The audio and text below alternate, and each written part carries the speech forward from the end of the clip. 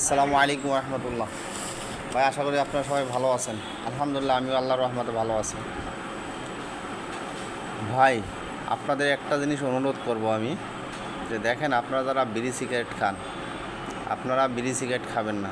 আমার অনুরোধ, দেখেন, আমার এক চাচা গরিব মানুষ, কৃষিকাজ করে খায়।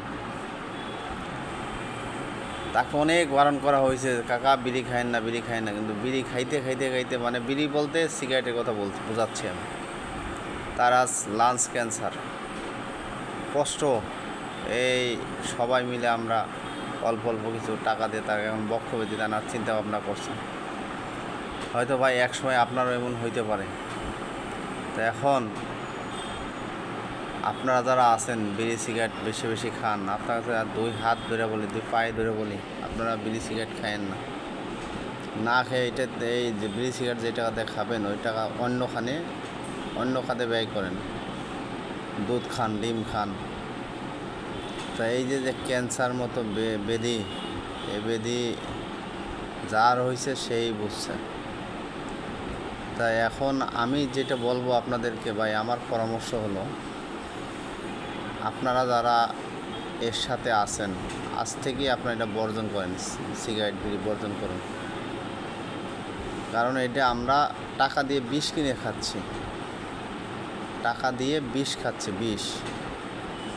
এটা জেনে শুনে আমরা মৃত্যুর দিকে ধাবিত হচ্ছি। কেন আমরা মৃত্যুর দিকে ধাবিত হব? আমরা টাকা দিয়ে কেন বিষ খাবো? এই প্রশ্ন আপনাদের কাছে। ভাই, আমি দীর্ঘদিন অসুস্থ থাকার পর আমি নিজেও আলহামদুলিল্লাহ সুস্থ হয়েছি, আপনাদের দোয়ার বরকতেই হয়েছে। তা আমার কাকা যখন আসবে, বক্ষব্যাধি হাসপাতালে নিয়ে আসবে, তখন তার একটা আমি লাইভ করব। আপনাদের কাছে অনুরোধ, যদি কেউ দয়া হয় তাকে দেখে বা তার পরিবারবর্গ দেখে, তাহলে আপনারা কিছু সহায়তা করবেন।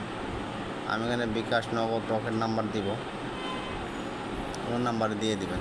তো অনুরোধ, সহযোগিতা করলে কমে না, দান করলে কমে না।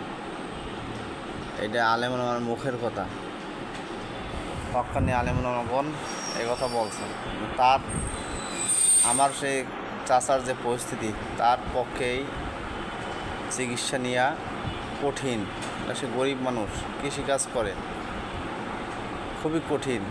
আপনাদের দয়ায় যদি চাচা তার জীবন ফিরে পায়, তাহলে কৃতজ্ঞ থাকবে আপনাদের প্রতি, আপনাদের জন্য দোয়া খায়ের করবে। তবে আমি তো কোনো দিন লাইভ টাইপ করি নাই, করিনি, আমি নতুন মানুষ। আমি হয়তো কাকারে যখন লাইভে আনবো তখনই আপনার সাথে আমি নাম্বার দিব, এখন নাম্বার দিচ্ছি না। তা আপনারা ভালো থাকেন, সুস্থ থাকেন, এই কামনা রেখে আমি আমার যে কথাগুলো শেষ করলাম। আসসালামু আলাইকুম রহমতুল্লাহ।